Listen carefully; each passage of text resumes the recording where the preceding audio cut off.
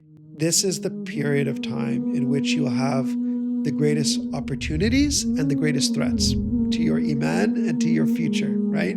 You can either build yourself during this time or you can totally sabotage yourself during this time. So really think about how you use your time. Form relationships for the sake of Allah subhanahu wa ta'ala. What that means is that when you make a relationship, you're like, is this a relationship that is bringing me closer to Allah subhanahu wa ta'ala? Is this a friendship that brings me closer to Allah subhanahu wa ta'ala? Is it something that reminds me of Allah subhanahu wa ta'ala, reminds me and motivates me to really strive for ihsan in my life, to strive for excellence in my life?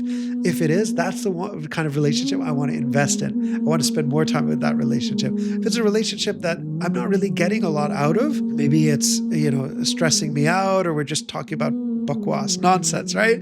If it's that kind of thing, then maybe that's the relationship I should deprioritize and focus more on the ones that are actually going to benefit me more.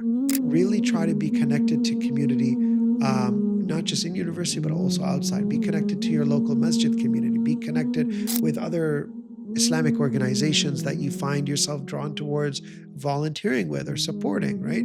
Other institutes that you find yourself drawn towards contributing towards with your own talents, because this will foster that sense of community and you'll constantly have that source of support and stability, which is really important.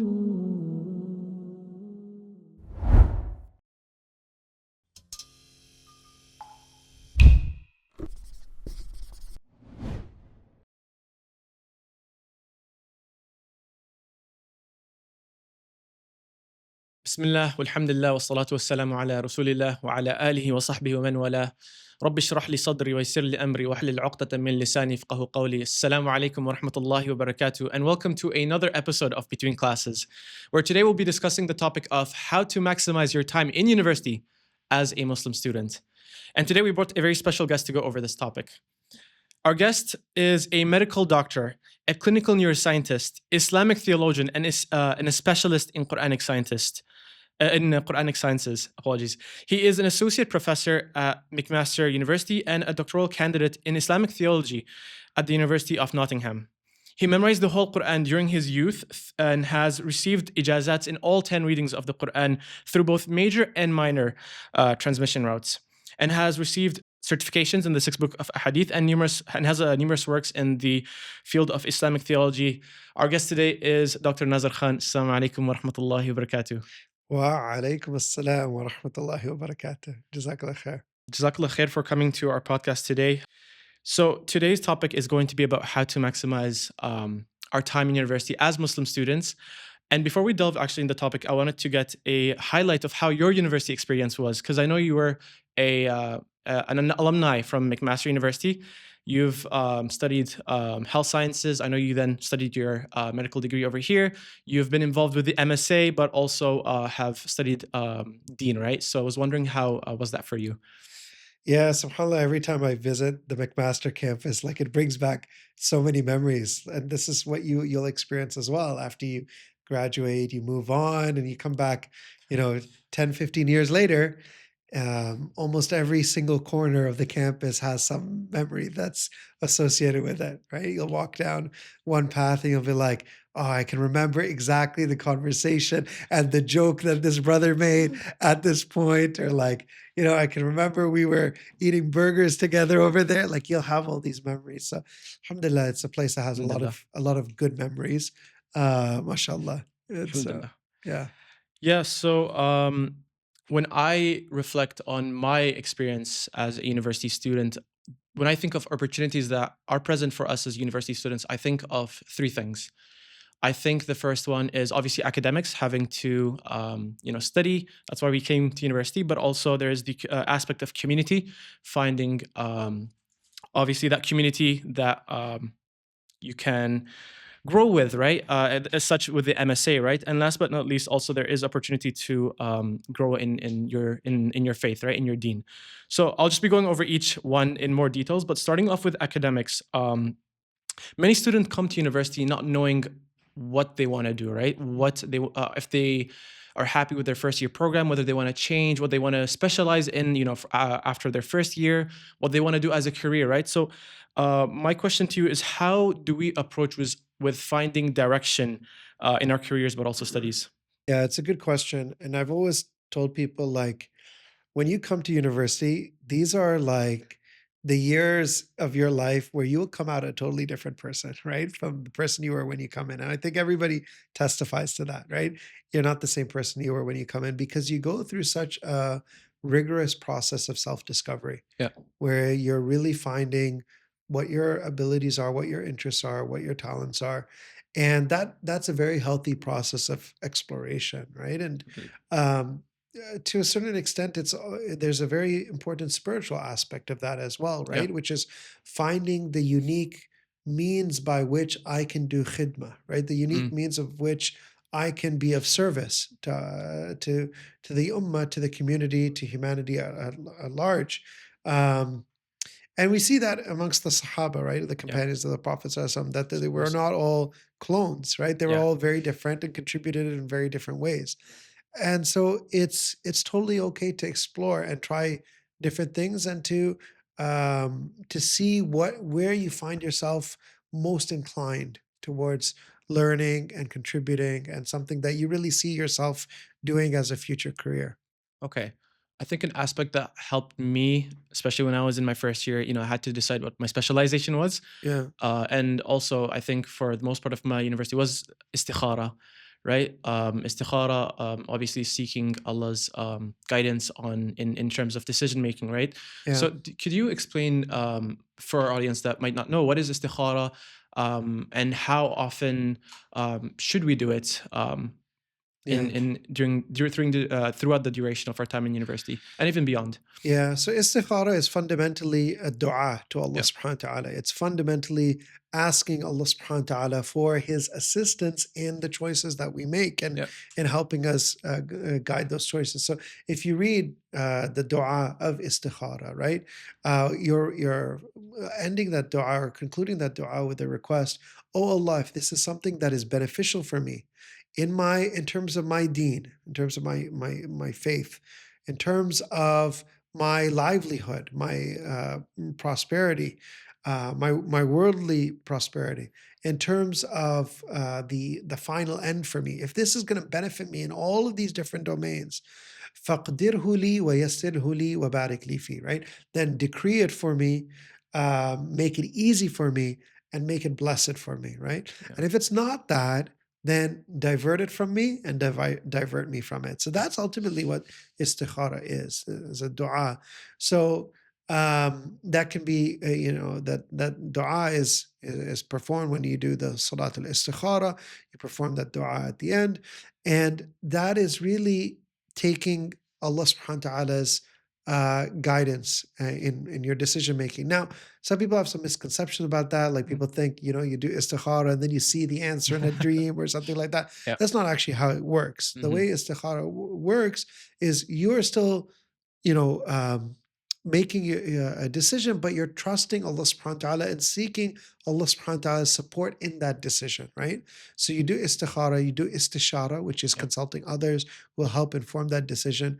And ultimately, فَإِذَا عَزَمْتَ فَتَوَكِّلْ عَلَى اللَّهِ, right? When you've made your decision, place your trust in Allah subhanahu wa ta'ala in that process. So istikhara is something that you can do for the smallest of things, for the largest of things. It's something we all should be in a habit of doing more often. Okay. No, jazakallah khair for the answer.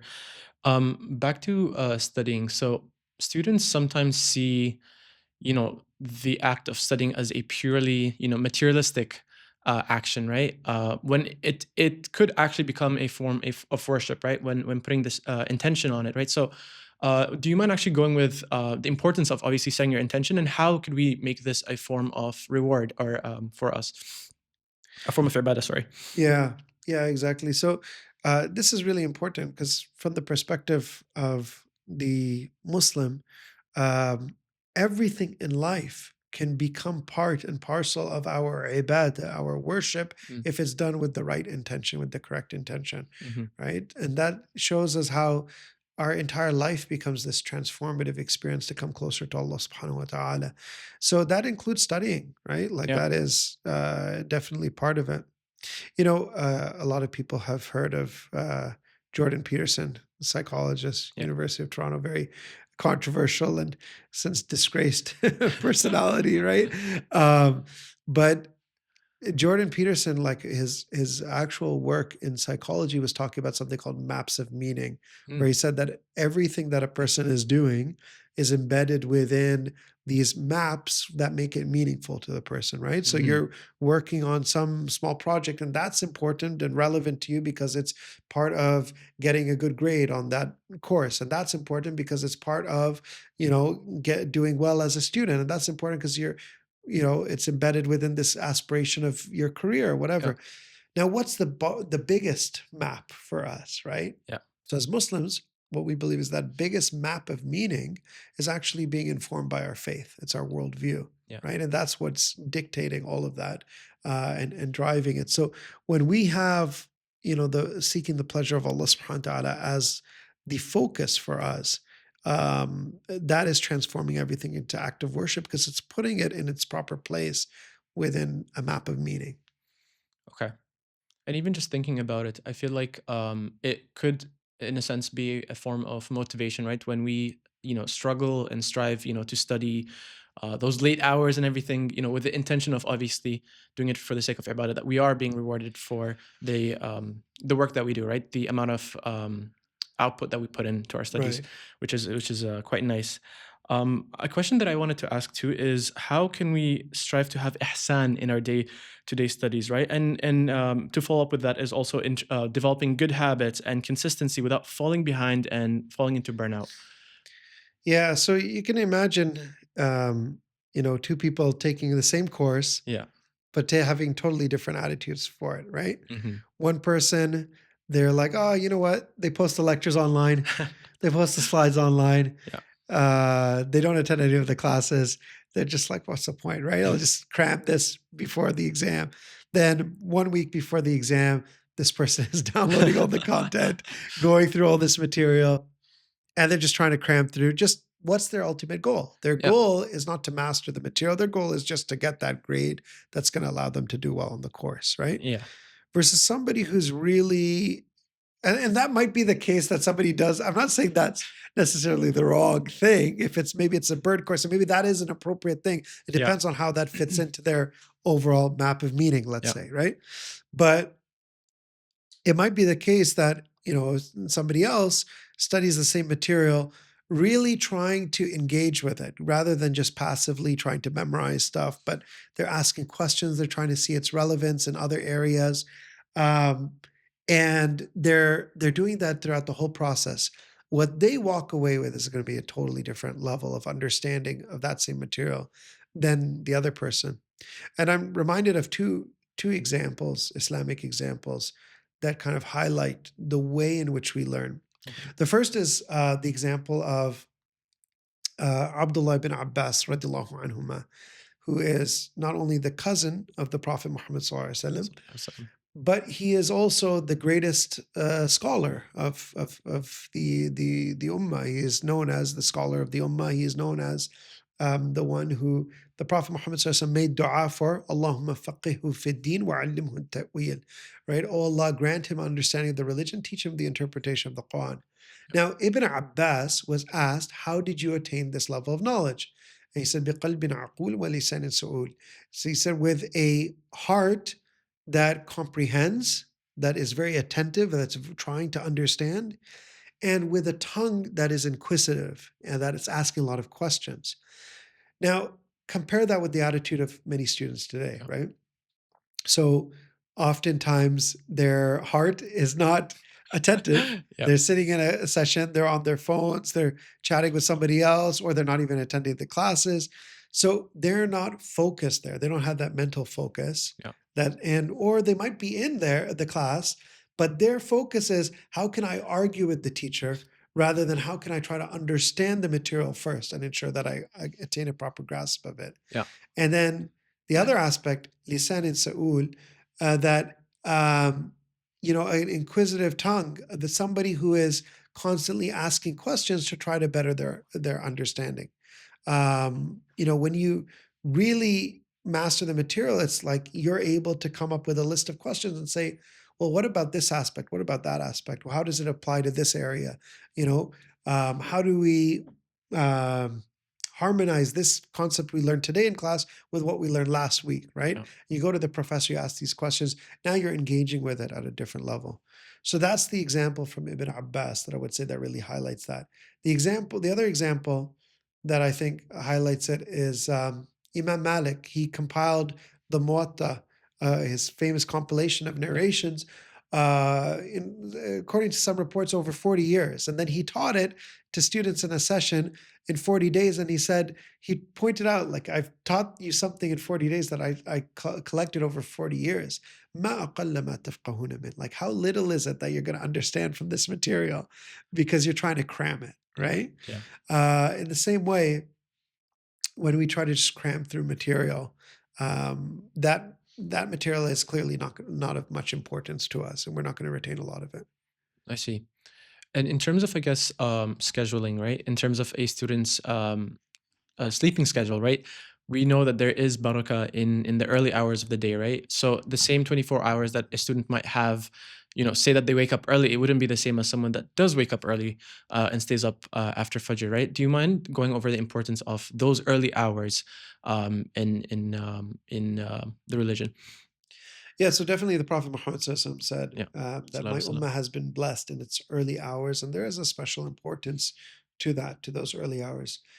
At the same time, like we also take that with the other sunnah of the Prophet ﷺ, which is not to stay up late Yeah. after Isha, right? Yeah. Because we know that the human body needs, biologically, we have this need for sleep. And Allah Yeah. subhanahu wa ta'ala mentions in the Quran that He's made the nights for you to sleep, to rest, and the days for you to seek his bounty. So, somebody who's trying to attain the blessings of the morning hours, they're not going to be able to do it if they're pulling late night, Yeah. sessions, hanging out with friends, or pulling out all nighters or whatnot. Yeah. The blessings of the more early morning hours is going to come from having a little bit more self discipline, where a person says, okay, this staying up late at night right now is not going to really help me in the long run. Let me call it a night, go to bed early, stay up after Salat al-Fajr, and really maximize those early hours. Jazakallah khairan. Doctor, you gave us some very important tools to take with and ensuring that we're able to maximize our opportunity when studying, in university. The next topic that I want to bring up is community. Mm. So, and maybe just a bit about how my experience was. I started in the COVID year, right? So Okay. 2020, right? Yeah.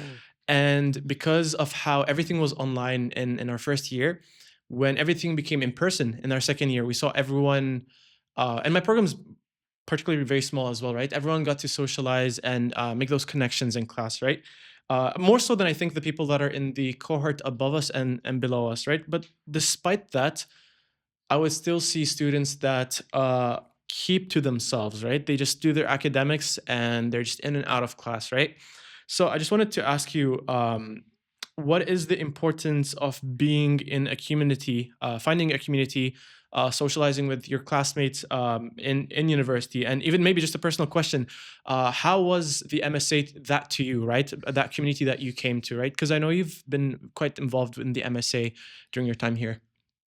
Yeah, it's a good question. Definitely, like, this is something where um, we're still kind of coming to terms with how Mm, extensive the impact of COVID was on our societies, right? mhm. Where COVID exacerbated a lot of the problems that were already existing in modern Yes. culture, which is that people have had the sources of stability in their life stripped away. Mhm, That includes faith, family, and community, right? Modern culture has already been stripping these away from people. mhm. Then COVID comes in, strips away that collectivism, that community, and what does that leave people with? If these are the sources of stability, then when destabilizing forces come along in your life, right? Sources of conflict, sources of trauma, sources of hardship, sources of calamity, all the things that are supposed to keep you balanced and stabilized are no longer there. Yeah. You're easily uprooted and just unleashes um, total upheaval within your life, right? It's hard to stay grounded without that. So community is really important for that, and we have a lot of hadith and Islamic teachings around the importance of community, right? Hmm. Al jama'ah, right? The importance of being with the community, with the mainstream. So that's something that is definitely part of our Islamic values, right? Not only being connected to Allah subhanahu wa ta'ala as an individual, but as a collective. We Yeah. actually see it right in Surah Al-Fatiha itself. Surah Al-Fatiha, we're praying to Allah subhanahu wa ta'ala, Iyaka na'bud, you alone do we worship, right? We're using that plural Yeah. because we're speaking as a collective. And we're making a request, Ihdina sirat al-mustaqim, guide us on the straight path, right? And the scholars of tafsir point out that it shows the importance of the collective moral revival of ourselves as a community. So we have to get used to thinking in terms of community again. That's really important. Now, you asked me about my own experience Yeah. at Mac MSA. Actually, some people used to joke that if you go to McMaster, you're really doing a degree in Mac MSA and you're doing your studies on the side because it was so. Uh, Maybe they still joke about that, but it was Kind so of. it was so immersive. Yeah. Definitely one of the most immersive MSAs, like Absolutely. Yeah. in Ontario for sure.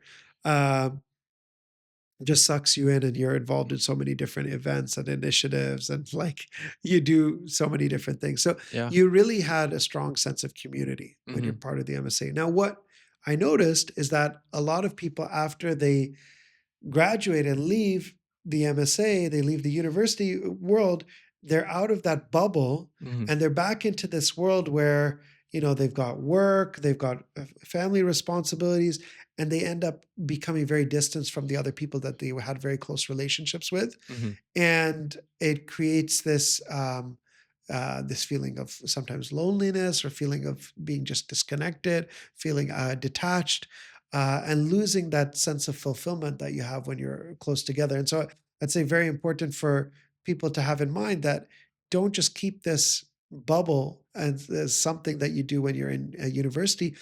Really try to be connected to community, not just in university, but also outside. Be connected to your local masjid community. Be connected with other Islamic organizations that you find yourself drawn towards volunteering with or supporting, right? Other institutes that you find yourself drawn towards contributing towards with your own talents, because this will foster that sense of community, and you'll constantly have that source of support and stability, which is really important. Yeah. And just going back to your MSA point, the MSA, Mac MSA, is still doing a lot of work. Al Mubarak. I'm sure you've even joined in. You had a book club discussion at Yeah. MIMC, which is the inter MSA convention, right? So, Yeah, uh, so that yeah, was really interesting to see because that started off as just QQC, right? Qira'atul Quran yes. competition. And that was already like its own directorship when we were Oh, QQC was its own thing. it was its own Interesting. thing because Okay. it was so big and it required so much planning to Hmm. bring all the MSAs together to do that. But seeing it now, like mashallah, you guys have made it into a little convention, right? Where you have lectures and programs and workshops and everything. That's really exciting, and just shows how everything just continues to grow and everyone's efforts. Like the MSA is an interesting period of time because you're really involved for like 2 3 years, and then it's like a complete turnover of leadership, Yes. and so you end up not knowing the people who are very very much at the helm of things just a few years after you because you've moved on and then other people come in.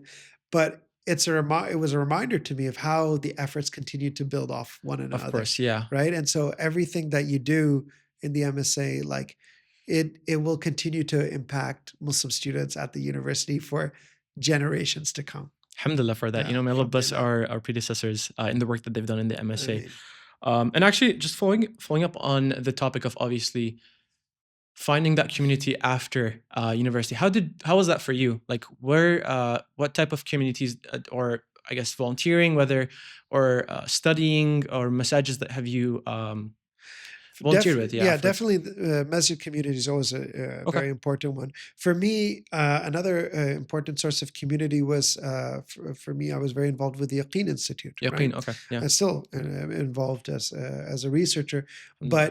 but since its inception, being involved in those meetings and discussions and whatever, you come together with like-minded people and you have a similar passion and project that you're working towards for the betterment of the ummah. It's an incredible experience, right? Actually, fun fact is that Yaqeen always has these annual retreats, and actually in the first retreat that we did together, we were in it's actually a campsite, so it's actually like an Okay. outdoors campsite, and we were in these cabins with bunk beds. Okay. We were actually in bunk beds and like in the middle of the wilderness and whatnot. It was a very, very interesting experience. But yeah, it's nice to have that kind of experience. You'll always look back at that and have good memories from it.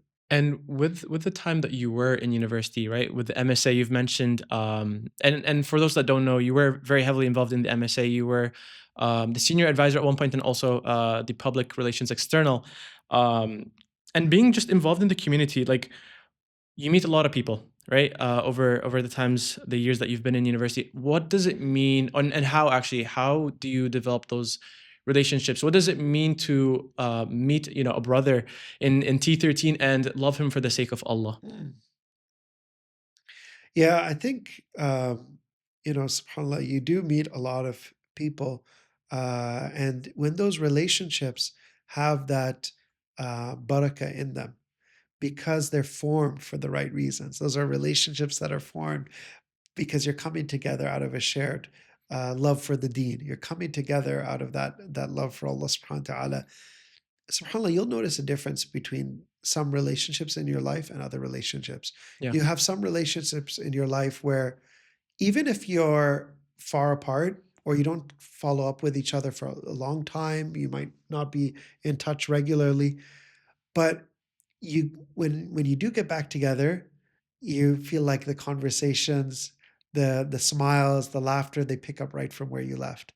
SubhanAllah, I have a lot of friendships like that where it's like I may not be in touch with somebody for quite some time. We're living in different provinces or different cities, and we're involved in different things, and then we meet up, and subhanallah, all of that just comes right back.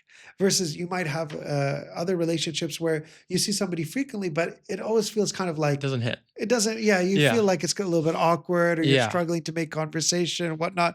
And you're like, it was easier talking to this person over WhatsApp. Like, what am I even doing being this person's friend? Joking, but that's you will see different dynamics, Hmm. and subhanallah, that's where the barakah is, and it's a good reminder that form relationships for the sake of Allah subhanahu wa ta'ala. What that means is that when you make a relationship, you're like, is this a relationship that is bringing me closer to Allah subhanahu wa ta'ala? Is this a friendship that brings me closer to Allah subhanahu wa ta'ala? Is it something that reminds me of Allah subhanahu wa ta'ala, reminds me and motivates me to really strive for ihsan in my life, to strive for excellence in my life? If it is, that's the one kind of relationship I want to invest in. I want to spend more time with that relationship. If it's a relationship that I'm not really getting a lot out of, maybe it's stressing me out, or we're just talking about bakwas nonsense, right?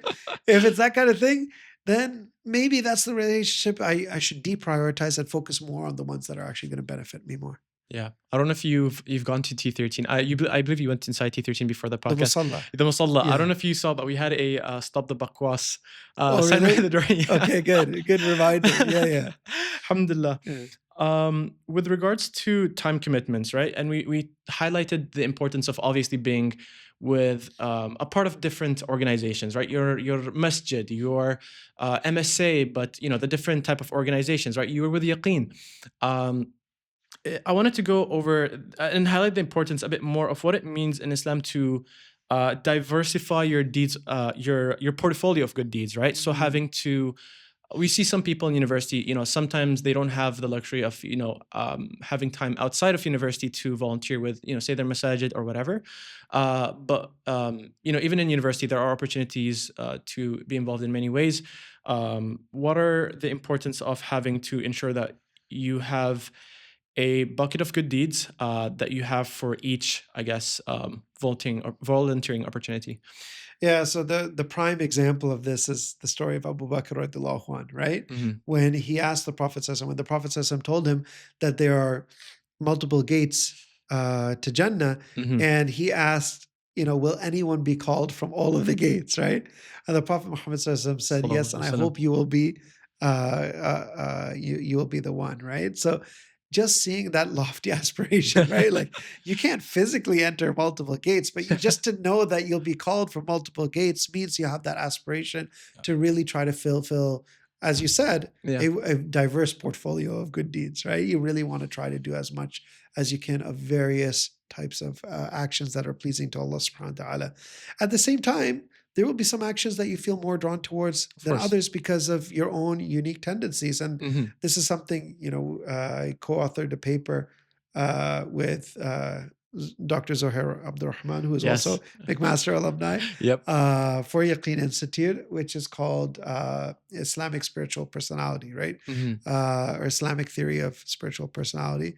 And there's a spiritual personality test, right? You could take that test and find out about your own spiritual Where could we personality. find this test? Yeah, you just Google Islamic Song. spiritual Okay. personality. It comes up Yaqeen Institute. So there's an article and then there's a personality test. Okay. So you do the personality test and you Hmm. find out, okay, what are the kinds of actions that I feel like I'm best capable of contributing in? For some Hmm. people, they're really into standing up for the oppressed, the Yeah. advocacy, that route. We call that personality type, spiritual personality type, hand of justice, right? There's voice of justice. There's another one that's focused on trying to do as much charity as possible, right? That's a hand of power, right? There's different spiritual personality types. A Yeah. person can learn about that and learn about their own qualities and find what they're most inclined towards. Imam Malik, he was once asked, why is it that you're so busy doing teaching and instead of doing other voluntary deeds? Like, Yeah. why aren't you on the frontiers of the Muslim empire? Why aren't you doing this? Why aren't you doing that? And he said a very profound statement. He said, verily, Allah subhanahu wa ta'ala has divided and distributed Hmm. the good deeds amongst his servants the way he has divided and distributed the rizq, the Mm. provisions. And so he says, I don't see what I'm doing to be any less than what somebody else is doing. Where Allah subhanahu wa ta'ala distributes for his servants and Allah facilitates for them in different ways. Somebody might be facilitated towards doing a lot of voluntary prayers, Yeah. voluntary fasting. Somebody else might be facilitated towards getting involved in charity within the community. Somebody else might love the path of Islamic knowledge and preaching and teaching others. So people can get involved in different ways, and all of them have benefit.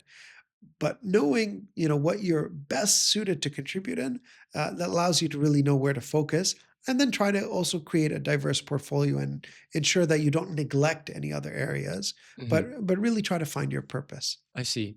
So is this a sign that everyone should be volunteering with all the directorships in the MSA?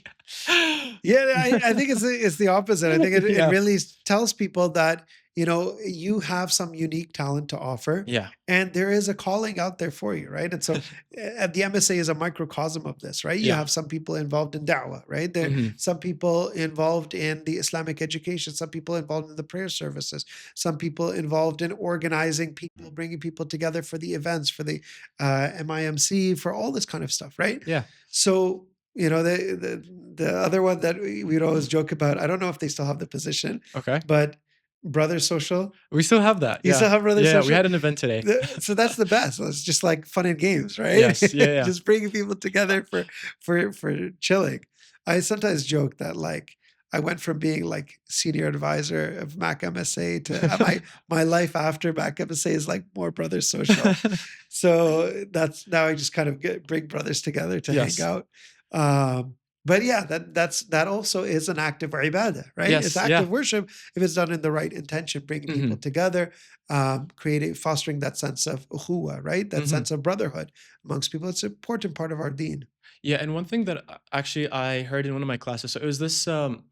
It's a business psychology type course, and my professor once said something that was really cool. She was like, um, "Your weakest connections are your strongest connections. Mm. And like, if you think about it, it sounds weird, right? Like, what does Yeah. she mean by that, right? But she went on to explain, right? So me, I'll give an example, right? Like me and I'll give my co-host as an example. My co-host is Rafal. Yeah. We're best friends, Right. right? And we have the same circle of close friends as a result, right? Right. So because we have the same friend, like circle of friends, we have essentially the same, I guess, accessibility to the same resources in a way, right? But someone that I might not be too close to, right? Okay. Their Yeah. their circle of friends is obviously variable, right? And Right. it could obviously be of benefit. Right. And I see this to be a benefit of diversifying your volunteering, with the Yeah. massages and the MSAs, because you could obviously bridge them together, right? Right. I know a story where a brother once was on a he appeared on a social for one of the Muslim organizations that made like events for high school students, and essentially he mentioned how someone came up to him in university like the week after, and he was close to the brother, like he sorry would meet with the brother in T13 but wasn't necessarily too close. And the brother told him like, oh, if I saw you on Instagram on the social for this organization, if you guys need like home like merchandise, me and my friend are running this business, we're more than happy to sponsor, right? And they Yeah. ended up striking a deal, right? Oh, nice. Okay. So Yeah. it's being a part of different organizations, I feel like helps with the network. SubhanAllah, one thing I always think about, Yeah. and it's related to this point that you shared, which is really important, which is that if we read our lives, like we interpret the events in our lives as um, being lessons coming to us from the qadr of Allah subhanahu wa ta'ala. Like if you ask yourself, why did Allah subhanahu wa ta'ala decree for me to meet this person at this point of time, right? Yeah. At this moment in my life, right?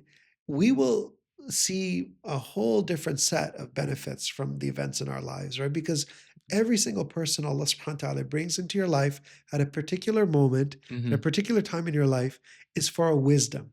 What is that wisdom? What are you meant to get out of that opportunity, right? Hmm. And so it goes back to always benefiting from the different opportunities Allah subhanahu wa ta'ala presents to us and never belittling any interaction, right? Anyone that you interact with, there is something that Allah subhanahu wa ta'ala has provided for you in that opportunity to benefit from, Yeah. right? It Hmm. may happen in any way, shape, or form, Yeah. but there's something to benefit from, right? Yeah. And so that's it. It's something that brings us back to Allah subhanahu wa ta'ala in that relationship. Alhamdulillah. Yeah. I'll just be going over the last topic for this Sure. podcast, but it's obviously about you're furthering your deen in university. How that's an opportunity for you to do so. And you highlighted earlier in the podcast how university is one of those times where you come out different than you came in, right? It's, Yeah. it's one of those. It's one of the biggest growth phase, I'd say. Right. Um, so I wanted to ask you, like, what are the doors to Iman that are uniquely open in university that aren't accessible in elsewhere?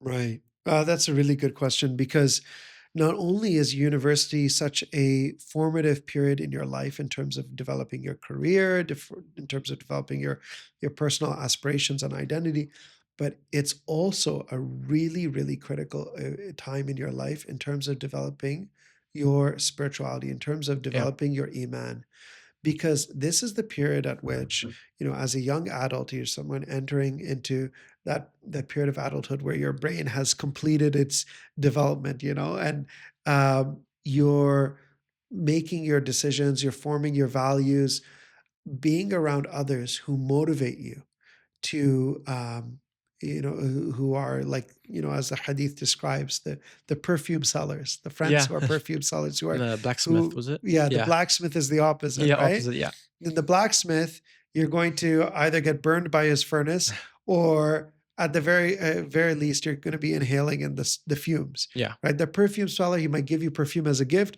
At the very least, you're going to end up smelling the nice fragrance while you're with him. So you have that opportunity in university to have benefit from those interactions and to form that strong identity.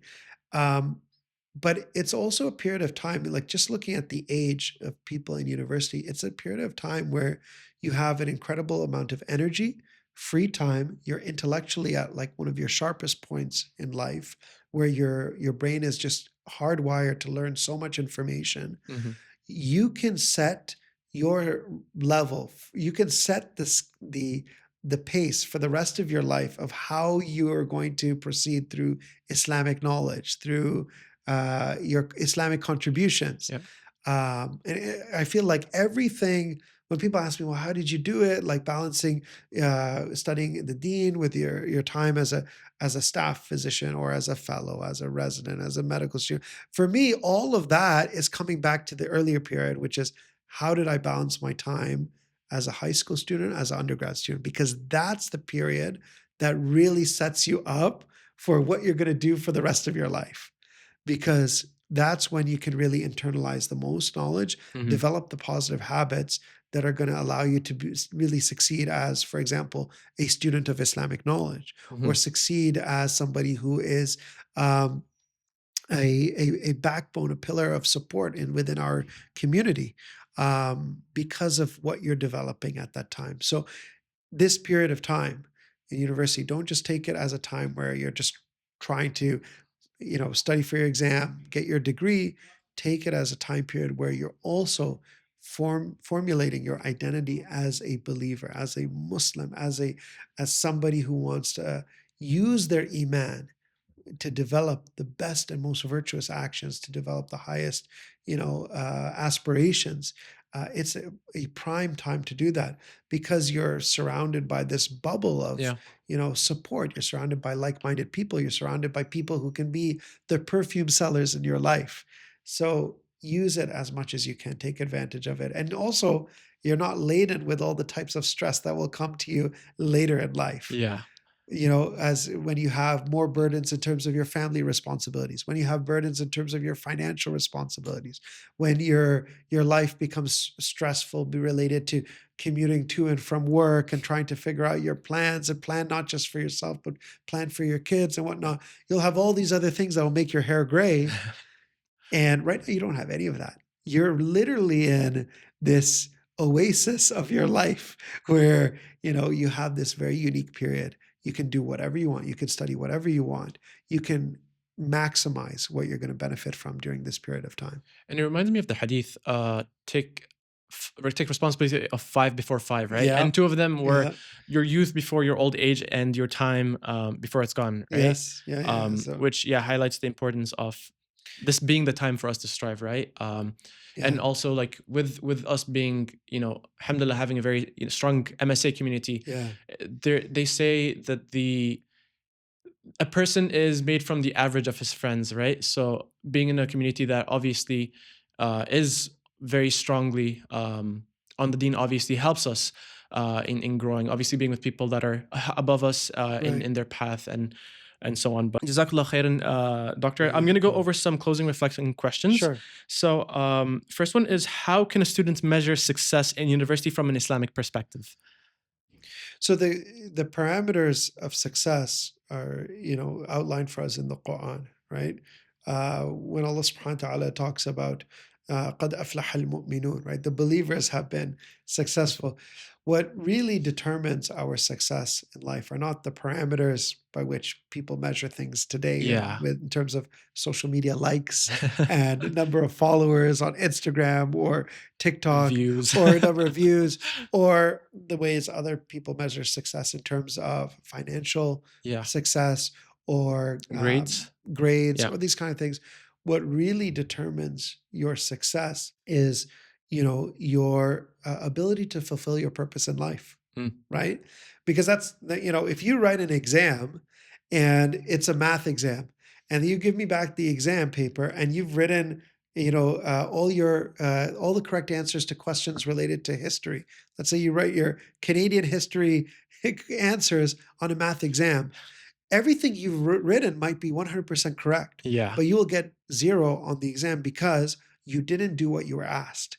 You didn't fulfill the purpose for which the exam was given for you.